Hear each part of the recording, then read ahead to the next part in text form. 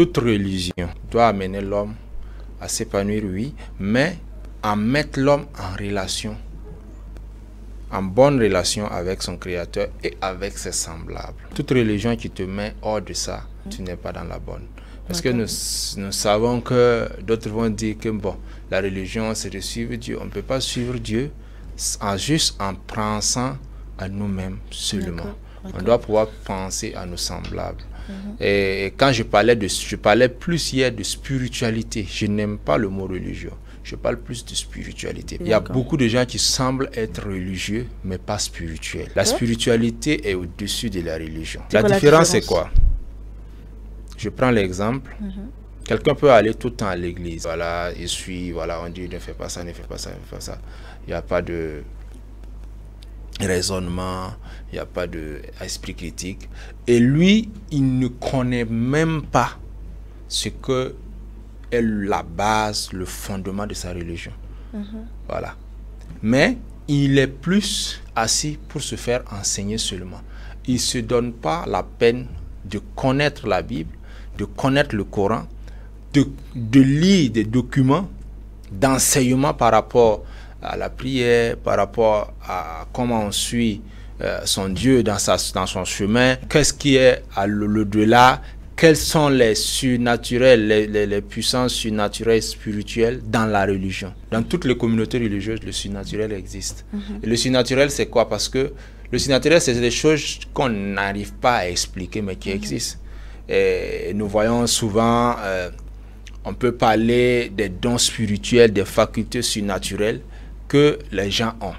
Nous savons que quand nous prenons au village, dans nos différentes communautés, avant l'arrivée de ces religions dites révélées, comme on le dit, nous allons voir que certaines personnes, ils pouvaient rester chez lui et envoyer peut-être, même si les conditions météorologiques ne sont pas réunies, il s'assoit et dit non, il faut qu'il pleuve. En plein soleil, vous allez voir la pluie. Il décide non, j'ai envie d'envoyer le sac de riz à mon frère qui est à Bobo. Il envoie. En une fraction de seconde, c'est parti et ça arrive. Et vous savez qu'il y a des pays comme l'Inde où ils ne participent plus aux Jeux olympiques parce que les gens sont arrivés à un certain niveau de spiritualité, au-delà de juste remplir le ventre, au-delà de juste satisfaire le bas-ventre, au-delà de juste, voilà... soigner, être teint clair, être joli, apporter des jolis habits, tout ça c'est bien. Ils sont allés au-delà de ça. Parce que l'âme aussi. Et nous savons que quand je parle de spiritualité, c'est notre relation avec notre Créateur. Utiliser de la même manière que notre corps, on en prend soin, nous devons être capables de prendre soin de notre esprit, de notre âme.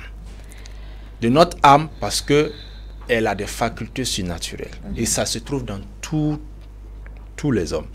Et d'autres vont vouloir attendre de rentrer dans des communautés closes, secrètes, pour pouvoir apprendre ça. Mais toi, dans chaque religion, il y a cet aspect-là. Il y a cet aspect dans chaque religion, il y a cet aspect. Au-delà de ça, il faut savoir que je parle plus de spiritualité que de religion, parce que les religieux, souvent même, critiquent ces genres de spiritualité-là. Parce qu'ils sont allés ils sont pas allés en profondeur. C'est juste des suivistes. Par exemple, je prends dans la Bible quand on dit Jésus a fait des miracles, Moïse a fait des miracles. Oui, ils suivaient leur Créateur, ils ont fait ça. Mais toi aussi, dans ta vie de tous les jours, pourquoi pas toi? Tu dois te remettre en cause. Ils avaient le même corps, la même âme, même esprit. Mais pourquoi eux, à leur temps, des choses comme ça se passaient? Pourquoi nous ne pouvons pas nous asseoir, nous poser la question? Pourquoi nos grands-pères, ils pouvaient faire pleuvoir, pouvaient amener la pluie, et la foudre arrive, il veut taper, il le renvoie ici, et ça ne descend pas. Pourquoi pas nous? Tout ça, c'est quoi? Parce que nous sommes dans une communauté où on nous a appris à juste manger, chercher l'argent pour manger, boire et chier et dormir, nous reproduire, et ça s'arrête là. Ce que je vais dire par rapport à ça, un exemple. C'est comme un couteau. Un couteau, ça sert à quoi? Donc je parle de spiritualité. Je parle de force surnaturelle, de capacités surnaturelles, de compétences surnaturelles. Où quelqu'un peut rester ici, il voit chez lui à la maison, pendant qu'il est assis ici. Où quelqu'un peut s'asseoir et il a... En fait, tout ça, il faut aspirer à ces choses surnaturelles. L'aspiration à l'illumination, à l'élévation spirituelle, c'est des étapes en fonction de ta maturité spirituelle, de ta croissance, de ta marche avec ton Créateur, avec ton Créateur, voilà, la nature, que tu peux aller plus dans ça. C'est ce que je dis, c'est comme un couteau. C'est parce que c'est souvent dommage que tu vois des gens, des grands leaders, mais ils négligent leur spiritualité au point où ils rentrent au village. Le vieux père qui, lui, il vient avec sa V8 gars, il s'assoit. Le vieux père qui est là-bas, qui a son coutoué, comme on le dit, son vélo homme, les fesses trouées. Voilà, il s'élève par pure jalousie, parce qu'il n'aime pas sa tête, parce qu'il va dire non, pourquoi lui, ses enfants ont réussi et pas moi, mes enfants. Et il va se mettre à faire quoi? Cette jalousie va l'amener parce qu'il a cette compétence surnaturelle de faire du mal aux autres faibles. Il y a des enfants de certains qu'on ne touche pas.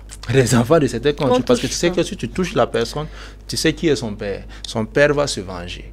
Et quand il regarde, il dit, bon, lui, son père, là, il est ici. Voilà, je les maîtrise. Des esprits qui refusent d'évoluer, qui refusent de... C'est ça que je parle de... C'est dommage que les gens ne prennent pas en compte leur âme, prennent pas en compte leur esprit, leur faculté surnaturelle. L'homme n'est pas que physique, l'homme est spirituel. Cette spiritualité-là, on doit la vivre, on doit avoir cette soif d'apprendre, cette soif de connaître, cette soif d'expérimenter ces choses-là. Celui qui a cette connaissance, il va l'utiliser pour lui. Il va l'utiliser pour lui. Maintenant, si toi tu te dresses sur son chemin pour lui faire du mal, il peut l'utiliser contre toi. Ce qui est dommage. Mais si toi aussi, c'est pour cela que je parle d'aspirer à sortir dans le naturel, sortir dans ce niveau de vie où on ne s'attarde pas à aspirer, à monter spirituellement, à élever sa connaissance spirituelle. Tu vois? Il y a les connaissances intellectuelles qu'on fait dans les universités, comme dans le coaching, les formations.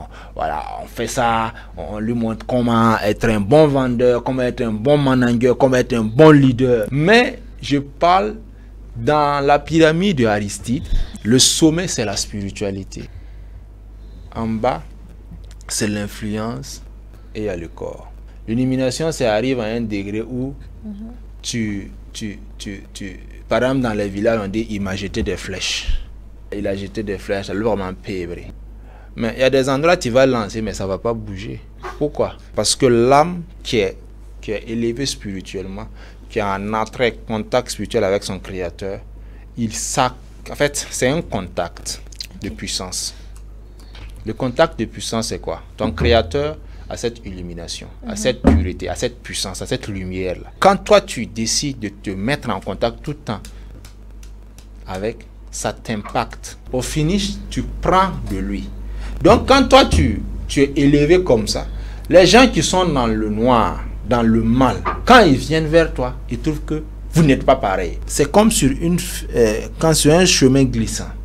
À gauche, il y a le bon. À droite, il y a le mauvais. Donc, il faut savoir que de la même manière que tu es sur ce chemin-là, tu peux croiser le mauvais, tu peux croiser le bon. Mais à toi de choisir toujours le bon. Il y a des livres que tu peux lire. Il y a des personnes que tu peux approcher pour te conseiller. Par exemple, c'est dommage que, par exemple, comme ce que tu l'as dit, au village, celui qui rentre, qui peut frapper la foudre, qui peut renvoyer la foudre, qui peut faire pleuvoir, qui peut faire les trucs.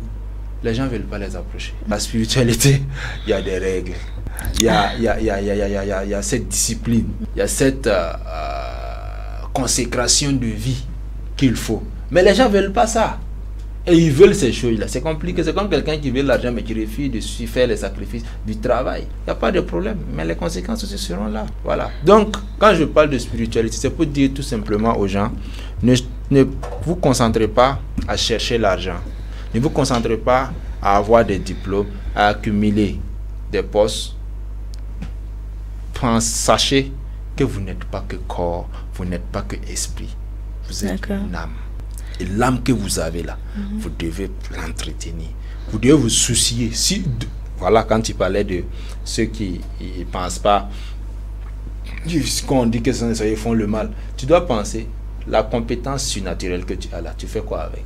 Est-ce que tu l'utilises pour tirer des gens des problèmes, ou bien tu l'utiliseras pour ta propre personne, pour faire que du mal? Et c'est souvent ce qui est dommage. Et d'autres aussi qui aspirent juste pour faire le mal. C'est grave. Vous allez aller peut-être voir le vieillard, vous dites vous voulez ça. Le vieillard va t'observer. Il ne va pas te donner ça comme ça. Ceux même qui ont vraiment le surnaturel, ce n'est pas des gens qui se vantent. Ce n'est pas des gens qui se montrent. Ils ont une vie calme. Il faut la situation pour que tu découvres. Et je veux terminer en disant, il faut savoir que vous devez marquer positivement votre vie sur Terre. Vous devez marquer votre génération. Ne marquez pas juste votre génération avec l'argent, avec les diplômes, avec la connaissance. Il faut aller au-delà. Hier, j'ai parlé de la connaissance. Aujourd'hui, j'ai décidé de parler que de spiritualité. Et vous devez être aussi spirituel comme vous êtes. Vous prenez compte de votre... Les gens, chaque soir, ils font le sport. Il faut savoir qu'après ça, il faut prendre soin de son esprit avec la lecture, avec des formations, avec beaucoup de...